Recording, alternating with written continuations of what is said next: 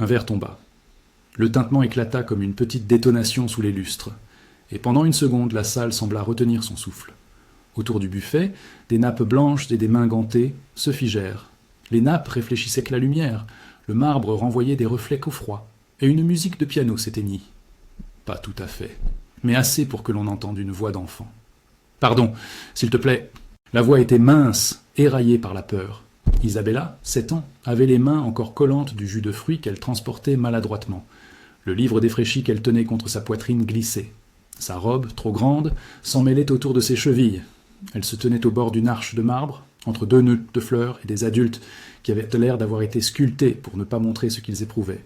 Christian Almeida s'avança comme un coup de vent propre, ses talons claquant sur le sol poli. Son regard était sec, parfaitement ajusté à la robe de marque qu'elle portait.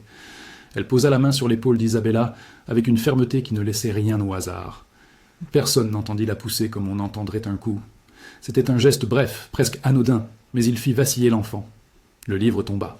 Le cahier s'ouvrit sur une page où, quelques jours plus tôt, Isabella avait dessiné une maison au toit rouge et un grand arbre.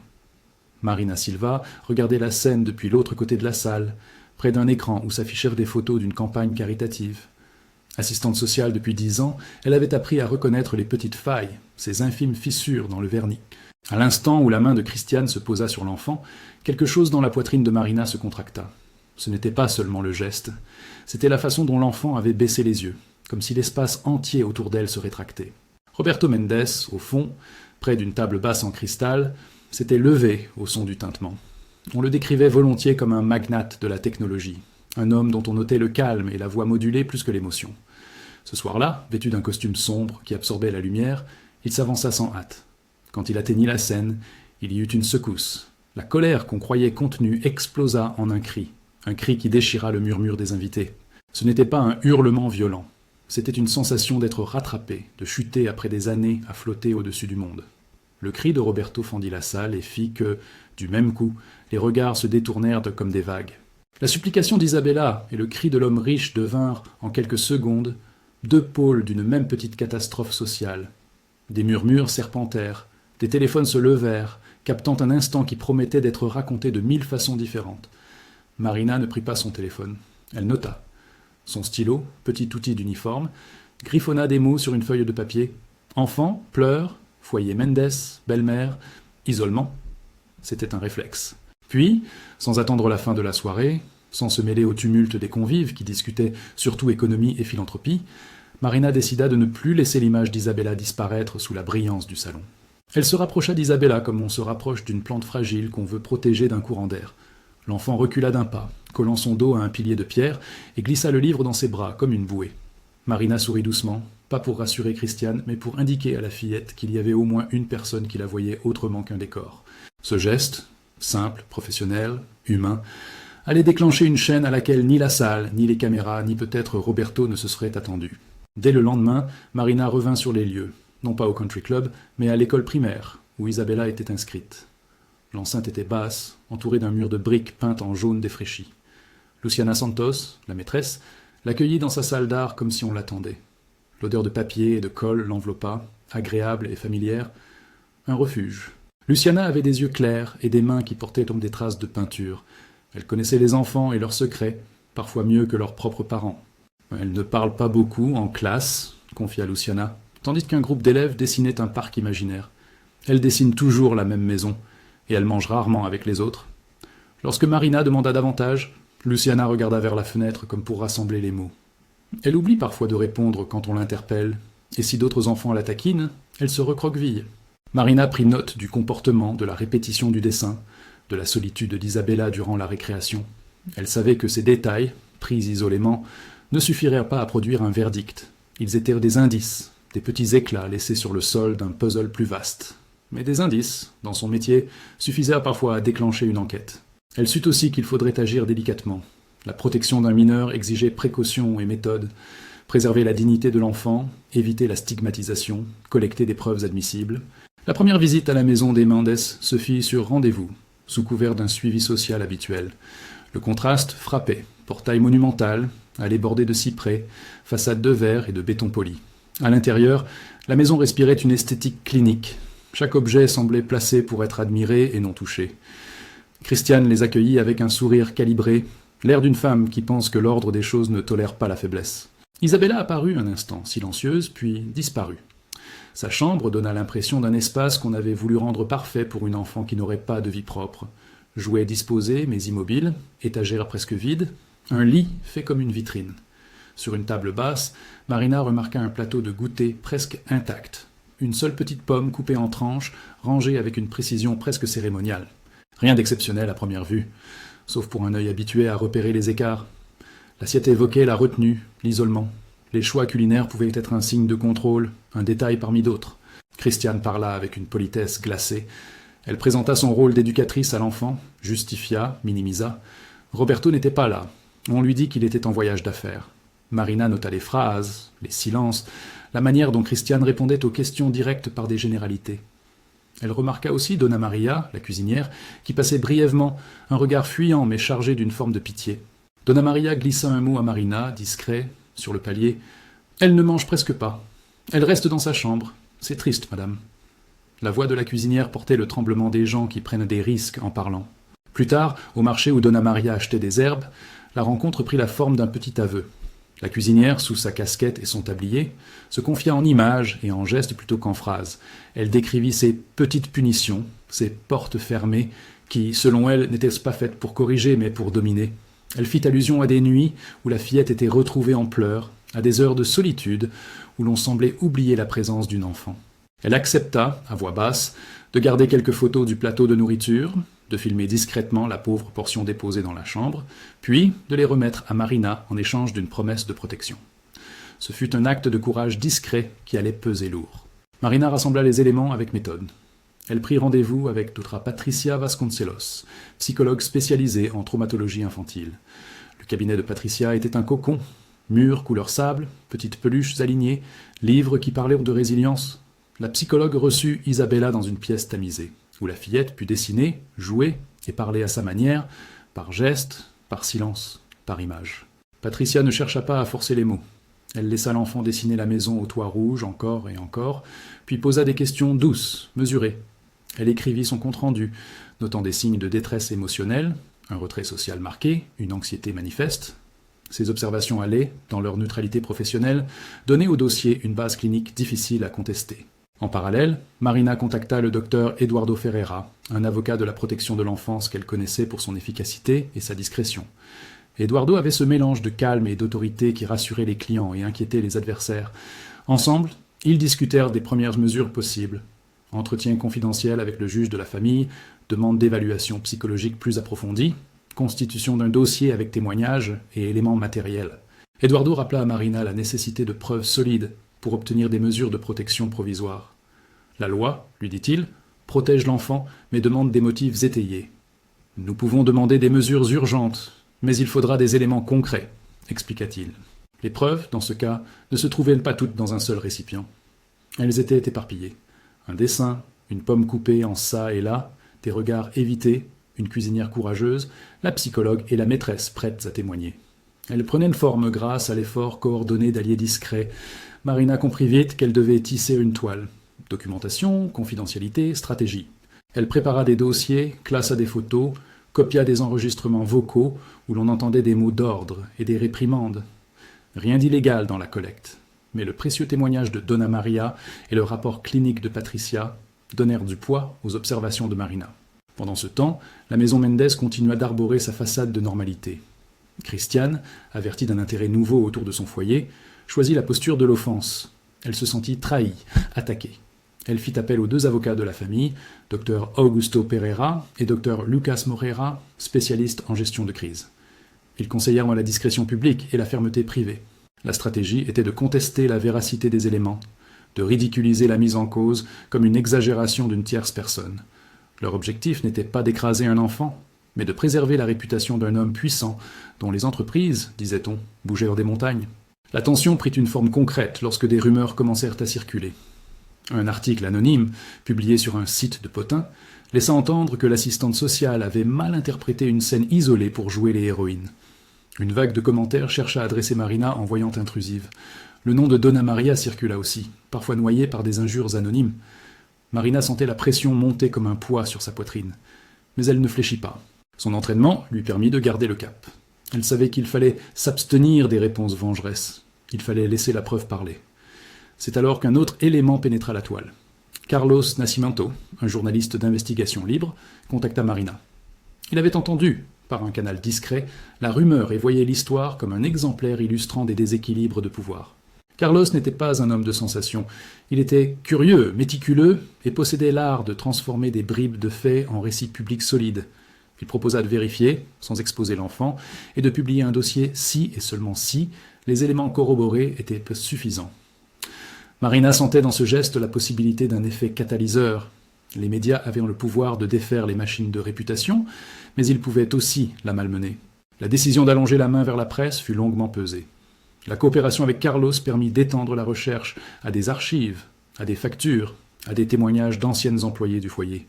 On y trouva des notes sur des voyages fréquents de Roberto, qui laissait la gestion quotidienne à Christiane. Des échanges de services où l'on parlait d'éducation stricte, des photos où l'on remarquait l'enfant évitant les repas en famille. Rien de criminel au sens strict, mais une série de choix et d'attitudes qui, assemblés, formaient un tableau inquiétant. Roberto revenait parfois au domicile, parfois moins. Quand il était présent, il jouait la figure paternelle discrète. Il offrait parfois un jouet technologique, un sourire que l'on espérait chaleureux. Pourtant, sa présence restait une surface. Peu de questions, peu d'observations. Marina se demandait si sa vie d'homme d'affaires l'avait déconnectée de la réalité intime de sa maison. Elle se refusait toutefois aux jugements hâtifs. L'homme que l'on voyait dans les conférences, celui qui gérait des milliards, n'était pas nécessairement dépourvu d'affection, mais son mode de vie l'avait placé dans une position où les signes faibles demeuraient invisibles. Un soir, alors que les preuves prenaient forme dans le dossier de Marina, une vidéo discrète, filmée par Donna Maria avec un vieux téléphone, circula entre les mains de celle qui voulait tout la voir. On y voyait Isabella, seule dans sa chambre, appeler doucement « Maman ». La gorge de la fillette se refermait comme une coquille autour d'un mot trop grand pour elle. On y entendait aussi, au lointain, la voix de Christiane mesurée, reprenant l'enfant, l'ordre, la punition verbale. Rien d'explosif, rien d'irréfutable en soi. Mais la vidéo montrait l'évidence d'une solitude imposée et d'un contrôle constant. Marina comprit immédiatement que le dossier venait de franchir une étape. Elle transmit la vidéo à Carlos, sous une condition stricte, aucune diffusion tant que la protection de l'enfant n'était pas assurée et que les étapes juridiques nécessaires ne seraient pas enclenchées. Carlos, avec son professionnalisme aigu, accepta. Il proposa par ailleurs de préparer une enquête longue, à paraître si les autorités n'agissaient pas. Cette proposition n'était pas une menace, seulement un levier. Marina utilisa ce levier prudemment. Elle contacta le juge de la famille, demanda une entrevue confidentielle et posa sur la table les éléments réunis. Rapport, témoignages, la vidéo et les comptes rendus psychologiques. Le juge examina le dossier avec la lenteur et la gravité que demandait une décision touchant un mineur. Il posa des questions, demanda des compléments d'enquête et envisagea des mesures provisoires. Retrait partiel de la garde, mise sous protection, audition de l'enfant en milieu sécurisé. Marina se trouva alors à la croisée des chemins. Accélérer pour protéger, mais sans précipitation au risque de fragiliser le dossier, ralentir pour renforcer les preuves, mais au prix d'un danger prolongé pour Isabella. Le dilemme, professionnel, était moral aussi. La première démarche formelle fut de demander une audition en chambre protégée pour Isabella, conduite par un professionnel externe, en présence de la psychologue. L'idée n'était pas de forcer un témoignage public, mais de donner à l'enfant un espace sûr pour raconter à sa manière. Patricia, la psychologue, soutint la demande. Luciana, l'enseignante, accepta de témoigner des observations en classe. Donna Maria accepta de figurer comme témoin descriptif, et Marina rassembla les documents. C'est à ce moment précis que Roberto fut contacté officiellement. Marina lui envoya une lettre professionnelle non accusatrice, l'invitant à une rencontre pour évoquer des mesures de protection et le bien-être de sa fille. La lettre ne relevait pas la culpabilité, elle appelait à la responsabilité. La réaction de Roberto, lorsqu'il reçut le dossier, fut d'abord la surprise, puis vint le silence. Il se replia derrière ce qu'il savait faire, demander des explications à ses conseillers, confier à ses avocats la tâche de vérifier la légalité de chaque pas. Mais dans la solitude de son bureau panoramique, en regardant les lumières de la ville, il regarda la vidéo. Il regarda la supplique d'Isabella, la fragilité de ce mot prononcé à demi-mot. Le cri qui éclata, cette fois, fut différent. Ce n'était plus le cri d'un homme surpris par une scène au milieu d'une réception, c'était un cri d'un homme confronté à la réalité de ce qu'il n'avait pas voulu voir. Il hurla, non pas par colère, mais par une douleur confuse, comme si un certain confort s'effritait brusquement sous ses doigts. Les murs de verre autour du bureau n'absorbèrent rien. Le son voyagea. C'est là, dans cet instant de rupture, que la véritable course commença. La décision de Roberto de prendre au sérieux le dossier allait tout changer, mais pas immédiatement. Christiane se sentit attaquée et organisa sa défense, activant les leviers juridiques et médiatiques habituels. L'avocat de la famille chercha à minimiser, à relativiser. Mais désormais, il y avait une dynamique nouvelle. Un père qui n'était plus indifférent, et qui, bien que désemparé, força l'écoute des autres. Marina, de son côté, comprit que la suite ne serait pas une simple succession d'entretiens. Elle devait préparer une action qui tiendrait face à la pression d'un camp puissant. Elle passa des nuits à classer des documents, à relire les écrits de Patricia, à faire des schémas de la chronologie. Elle visualisait l'audience potentielle, s'imaginait comment préserver la dignité d'Isabella, comment empêcher la petite d'être exposée au grand théâtre public. Elle s'inquiétait aussi des retours de flamme. La puissance financière des Manns, leurs avocats, la capacité de lancer des campagnes de discrédit. Pour la première fois, Marina sentit l'éventualité d'un conflit qui n'était plus seulement technique, mais politique. Protéger un enfant dans une famille influente n'est pas la même chose que protéger un enfant dans l'anonymat d'un foyer modeste. Les enjeux impliquent réputation, fortune, intérêt. Pourtant, l'objectif restait simple et immuable. Préserver la sécurité et l'intégrité psychologique d'une fillette. Une semaine plus tard, lors d'une réunion de coordination discrète, Carlos posa une question qui fit frissonner la table. Si la justice tarde, sommes-nous prêts à révéler ce que nous avons ? Le journaliste ne menaçait pas, il formulait une nécessité. Marina sentit l'odeur du café, le froissement des papiers et la chaleur des regards. Tous savaient que la mise en lumière publique pouvait briser l'échine de la stratégie de dénégation, mais tous savaient aussi qu'elle pouvait blesser davantage l'enfant, la pousser sous des projecteurs qu'il fallait à tout prix éviter. La décision fut prise. Avancer vers l'audience, demander une mesure provisoire tout en préparant un dossier béton et maintenir le strict secret. Le seul levier public serait utilisé si la machine juridique ne bougeait pas. On fixa une date pour l'audition protégée. On mit en place la logistique, salle neutre, intervenants agréés, confidentialité. On prévint le juge. On pria Marina de tenir le rôle d'interface, de continuer à protéger les témoins, de garder la discrétion. Dans la nuit qui suivit, Marina resta assise à son bureau, entourée de dossiers éclairés par une lampe chaude. Elle passa une main sur le coin d'une photo d'Isabella, où la fillette souriait, une photo volée par une employée de l'école lors d'un Noël passé. Le contraste entre le sourire et la peur récente accentuait la nécessité d'un secours. Elle écrivit une note, non pour la cour, mais pour elle-même, un engagement. Que la voix d'Isabella serait écoutée de façon sûre et respectueuse, que personne n'utiliserait l'image de l'enfant pour se gonfler d'une victoire. Le matin suivant, quand Marina se rendit au tribunal pour déposer la demande formelle, elle croisa dans l'ascenseur un homme du cabinet de Roberto. Le regard entre eux fut bref, chargé d'une courtoisie forcée. Les avocats de la défense avaient préparé leur arsenal. Demande de report, objection procédurale, questions sur la légitimité des preuves. Le bras de fer promettait d'être technique et rude. Mais, même si les avocats cherchaient à ralentir les choses, la pression morale avait déjà été placée au cœur de l'affaire. Un père avait crié, une fillette avait supplié, une assistante sociale et ses alliés tenaient pour la lampe qui ferait peut-être la lumière. Le dossier fut enregistré. L'audition fut convoquée. La vie quotidienne d'Isabella allait continuer, incertaine, dans une maison où la nuit gardait ses silences. Mais autour d'elle, on tissait maintenant une protection tissée de procédures, de témoignages et d'alliés discrets. Et tandis que les rouages de la justice commençaient à s'animer, Christiane fermentait sa colère et Roberto faisait face, non seulement à la possibilité d'un changement juridique, mais à la vulnérabilité d'un monde où on ne peut plus ignorer ce que vivent ceux que l'on aime. Une tension nouvelle planait. D'un côté, la machine judiciaire et médiatique qui se mettait en mouvement. De l'autre, la maison, ses nuits et le visage fermé d'une mère de substitution. Entre ces pôles, Isabella continuait d'écrire sa maison au toit rouge, sans savoir à quel point ce dessin deviendrait la preuve la plus obstinée d'une nécessité, ne plus faire disparaître la voix d'un enfant sous l'éclat du marbre. Alors que Marina quittait le tribunal, un message arriva sur son téléphone. Le contenu changea tout.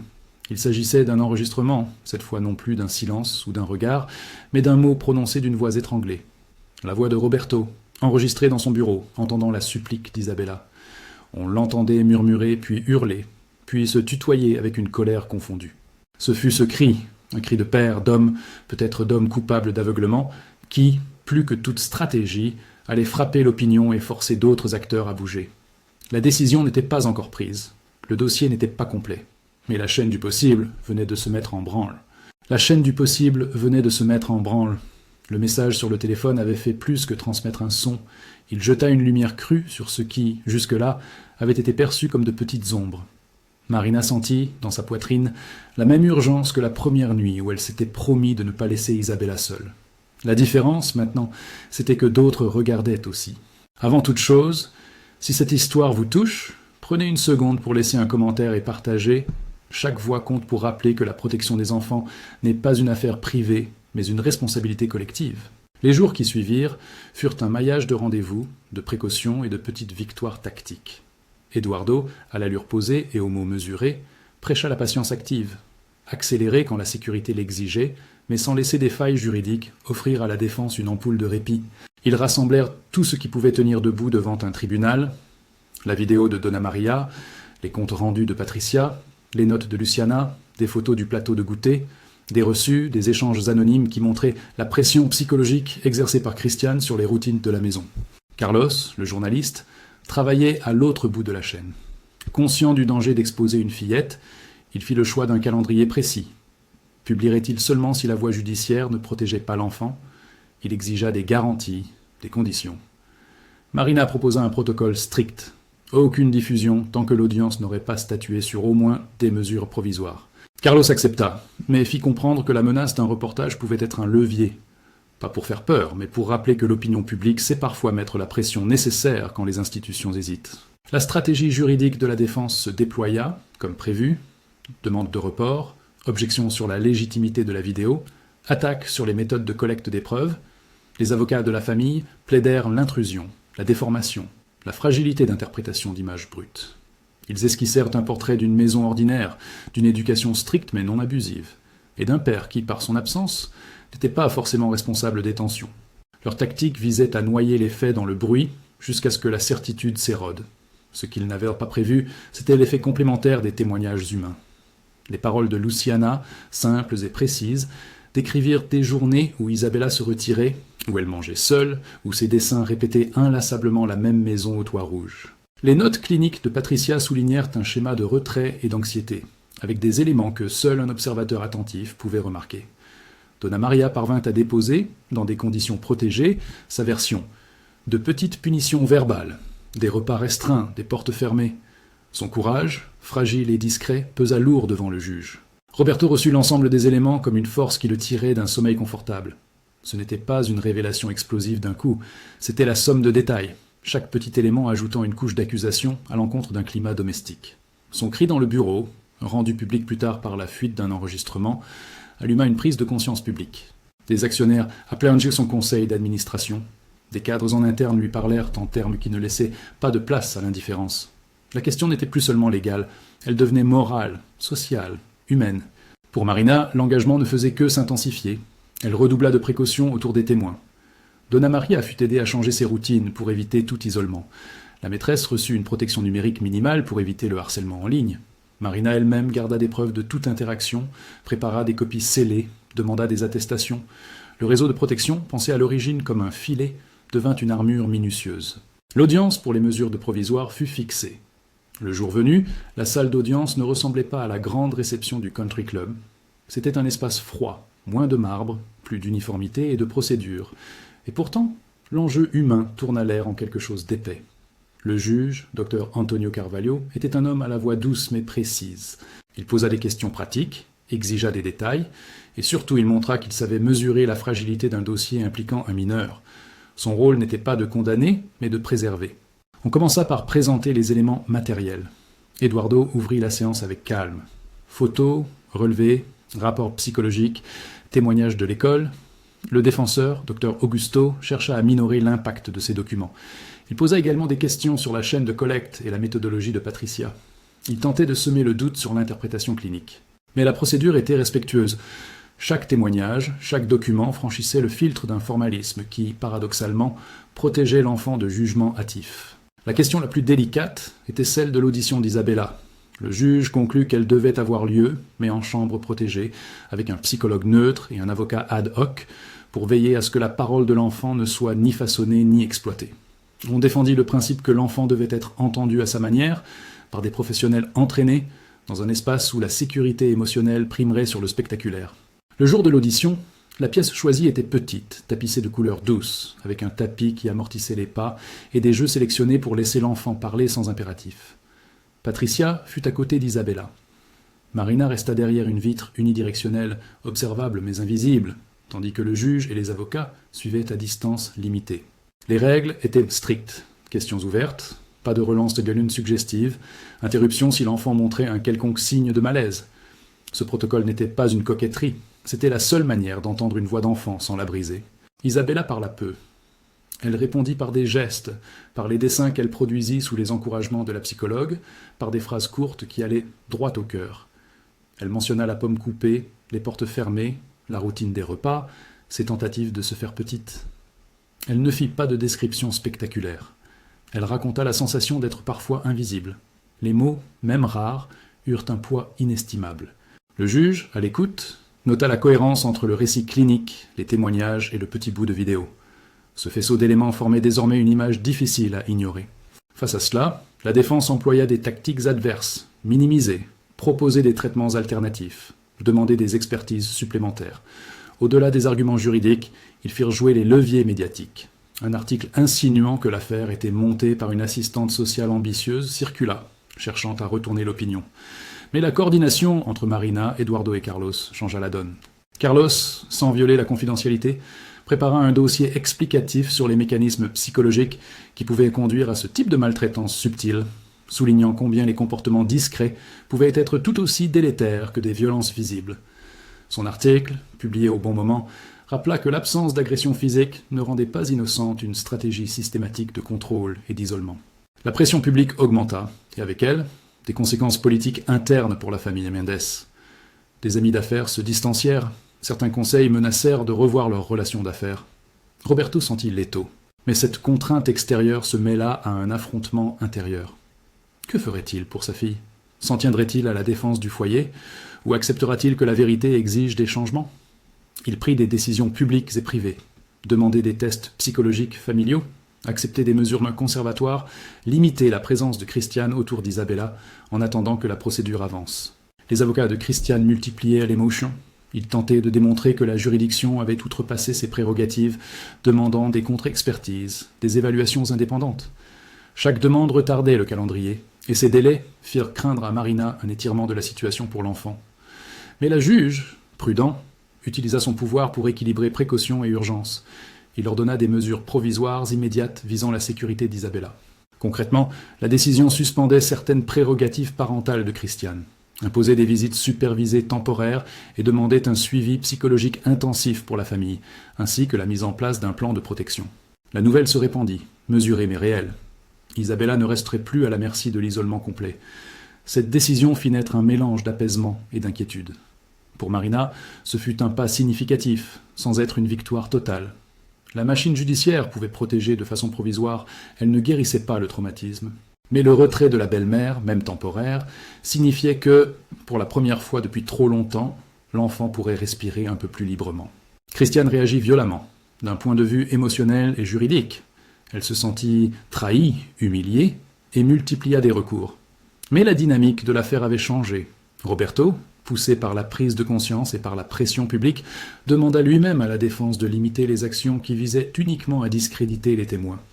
Il comprit qu'un affrontement total ne servirait ni son nom, ni sa fille.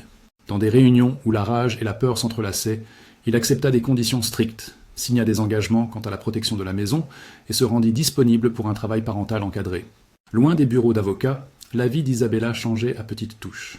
Sa chambre fut modifiée, moins de vitrines d'objets, plus de choses à toucher, un coin lecture où Marina fit placer des livres choisis par Luciana et Patricia. Les repas furent réintroduits progressivement, avec des portions adaptées et la présence de personnes bienveillantes. Elle recommença, timidement, à dessiner avec des couleurs plus vives. Sa maison au toit rouge resta, mais doucement, on commença à voir d'autres dessins. Des enfants qui jouaient ensemble, un parc, un ciel clair. Les progrès n'étaient pas linéaires. Il y eut des rechutes, des nuits d'angoisse, des silences qui inquiétaient. Mais il y eut aussi un rituel nouveau. Un adulte patient qui s'assoyait et lisait, une main qui reposait sur une épaule sans jugement. La bataille médiatique se calma quand Carlos publia son enquête nuancée et sensible, montrant le parcours des alliés qui avaient pris des risques, expliquant les mécanismes de défense des familles puissantes et appelant à une vigilance collective. L'article ne chercha pas à vendre un héros unique. Il mit en lumière la coordination discrète de professionnels, le poids de la preuve et la nécessité de regarder au-delà des façades. Public et institutions se montrèrent davantage attentifs. La réputation de la famille Mendes retrouva peu à peu une façade, mais la vie privée subit un remaniement profond. La procédure au fond se poursuivit. Dépositions, expertises, entretiens familiaux, tout pesait. Les avocats de la défense tentèrent une ultime stratégie. Ramener la question à la subjectivité des témoins, à l'intention plutôt qu'aux actes. Leur argument fut technique, parfois habile. Mais les éléments matériels et psychologiques présentés formaient une trame qui ne pouvait être réduite à des divergences d'interprétation. Les experts, appelés par la Cour, présentèrent des évaluations mesurées, signes d'atteinte psychologique liés à l'isolement, mais aussi des possibilités de réparation si l'environnement devenait soutenant. Ils insistèrent sur la nécessité d'un plan thérapeutique global. L'audience finale fut longue. Les bancs étaient remplis d'un public discret. Certains membres de la société civile, peu de journalistes autorisés, des alliés de la fillette. Eduardo plaida la nécessité d'un environnement protecteur et stable, en demandant la garde principale au père, un plan de thérapie et l'interdiction de contact non supervisé avec Christiane pendant une période probatoire. La défense, fidèle à sa ligne, demanda la médiation et la préservation de la cohabitation familiale sous supervision professionnelle. Le juge mesura chaque argument, conscient qu'une décision trop radicale ou trop timide pouvait être néfaste. Quand la décision tomba, elle n'eut pas l'air d'un verdict éclatant mais d'un accord prudent et pesé. Le juge accorda la garde principale à Roberto, avec l'obligation d'un encadrement parental strict. Ateliers obligatoires pour apprendre à soutenir une fillette traumatisée, suivi psychologique intensif pour Isabella, et une interdiction de contact direct et non supervisé de Christiane pour une durée probatoire. Le tribunal imposa également une série de mesures de protection, la création d'un plan familial avec un service social, des visites régulières d'un travailleur social, des rapports périodiques au juge. La Cour fonda sa décision sur la protection immédiate et le potentiel de réhabilitation du cadre familial, tout en gardant la porte ouverte à des révisions si des progrès étaient constatés. La décision ne resta pas sans réaction. Certains trouvèrent qu'elle allait trop loin, d'autres qu'elle n'allait pas assez. Mais pour Marina et pour les alliés, elle représentait un instrument concret de protection. On avait retiré l'enfant d'un isolement presque institutionnel et on avait imposé une structure pour surveiller et aider. Après l'audience, la dynamique de réparation commença. Roberto, publiquement ébranlé, fit une démarche symbolique forte. Il organisa, en petit comité, une séance de médiation familiale, encadrée par professionnels, et signa des engagements devant notaire sur la mise en place des mesures ordonnées. Il prit aussi une décision plus symbolique qui toucha beaucoup de monde. Dans un geste public mesuré, il déclara vouloir soutenir une initiative en mémoire de la mère biologique d'Isabella. Non pas pour se dédouaner, mais pour reconnaître que la vulnérabilité de sa fille demandait une responsabilité collective. Le geste prit la forme d'un partenariat avec une association de protection de l'enfance où il s'engagea à financer des programmes d'accompagnement parents-enfants, sans chercher le premier plan médiatique. Christiane, mise à l'écart par la juridiction, entama un parcours imposé de thérapie et d'évaluation. Le tribunal ne cherchait pas à bannir à vie, il cherchait à prévenir le risque. Le temps dirait si la reprise de contact future et supervisée serait possible. Pour l'instant, la priorité était la stabilisation d'Isabella. Le travail thérapeutique fut long et ponctué d'étapes humbles. Patricia proposa un programme basé sur la continuité et la sécurité. Jeux thérapeutiques, récits réparateurs, exercices de confiance encadrés par une équipe pluridisciplinaire. Les progrès furent visibles par petites touches, un rire étouffé lors d'un atelier de peinture, un coucher moins parcouru par l'angoisse, une main cherchant une autre main pendant un conte. Marina, présente comme soutien discret, vit la fillette reprendre peu à peu le droit de faire des choix simples. Choisir une couleur, choisir un carnet, choisir un goûter. La maison fut réinventée. On remonta certains espaces pour être plus chaleureux, moins ostentatoires. On installa un coin de jeu commun où des enfants de l'immeuble furent conviés à jouer, sous supervision, pour réintroduire des interactions sociales normales. Les gestes étaient parfois maladroits, un parent qui ne savait pas comment parler, une dame de compagnie qui s'effaçait, mais progressivement, les interactions retrouvèrent des formes naturelles. Roberto prit le plus difficile des engagements, apprendre le langage émotionnel d'un enfant. Il se présenta aux séances de guidance parentale, apprit à écouter sans corriger à tout prix, à raconter une histoire avant d'essayer de réparer un comportement. Son cri initial, qui avait été une explosion de peur et de culpabilité, devint matière première d'une reconstruction. Il avait pris conscience et avait choisi d'agir. Dans le même temps, la société civile prit le relais. L'association soutenue par Roberto lança des ateliers pour former les personnels d'entretien et de maison, comme Donna Maria, à la détection des signes de détresse et à la procédure de signalement en sécurité. On créa des modules de formation pour les enseignants, des protocoles de communication interne pour les établissements scolaires et des lignes directes pour les travailleurs sociaux. La fondation ne devint pas un monument de vantardise. Ses actions furent modestes et ciblées, visant à transformer des gestes individuels en pratiques collectives. Il y eut aussi des conséquences invisibles, mais fondamentales. Une responsable RH dans une entreprise de la ville, touchée par l'histoire, fit pression pour que les formations sur la protection de l'enfance soient donc proposées dans les entreprises. Un réseau d'avocats pro bono se structura pour offrir des conseils aux familles vulnérables. Des journalistes se mirent à étudier de manière plus approfondie le thème de la maltraitance psychologique, apportant nuance et profondeur au débat public. Les mois passèrent. Les bilans cliniques montraient une amélioration graduelle. Isabella avait des hauts et des bas, comme un enfant normal traversant un processus de guérison. Elle allait à l'école plus souvent, parfois souriait à des camarades, parfois se repliait. Son dessin de la maison au toit rouge persistait, mais il se transformait. De plus en plus souvent, on voyait à côté d'elle une silhouette tenant une main. C'était peut-être la plus belle preuve que la résilience n'était pas une ligne droite, mais une cartographie de pas hésitants vers quelque chose de renouvelé. Marina suivit l'évolution avec une modestie heureuse. Elle ne se permit pas d'imaginer la fin de l'histoire. Elle savait que le travail de protection ne s'arrêtait jamais. Mais elle vit les alliances, sentit la solidarité se déployer et observa que les petites décisions prises dans la nuit avaient fini par peser. Son carnet noir, toujours à portée de main, contenait désormais non seulement des constats, mais des rendez-vous réguliers, des appels de soutien et des propositions concrètes pour d'autres familles. Le moment le plus public de la réparation se fit lors d'une petite fête, organisée par le cercle d'alliés, pour célébrer une étape, la première rentrée scolaire complète d'Isabella après la décision du tribunal. Pas de faste, pas de discours triomphal, juste un goûter dans un parc, des ballons, des dessins accrochés sur une ficelle. Roberto vint avec un livre qu'il lut à voix haute, de façon hésitante et sincère. Il ne fit pas une apologie de lui-même. Il parla simplement d'apprendre à être père. Il remercia à voix basse les professionnels, la cuisinière qui avait pris un risque, la maîtresse, l'assistante sociale. Son cri avait été l'étincelle, sa responsabilité était le chemin qui suivit. La petite fête fut un moment de fragilité et de beauté. Isabella, entourée d'un cercle protégé, souffla sur une bougie posée sur un petit gâteau. On remarqua la concentration de ses petits doigts, puis un sourire, timide mais réel. Les alliés échangèrent des regards qui voulaient se dire « Nous avons porté ta voix ». Ils savaient aussi que la protection était un chantier permanent, non un trophée.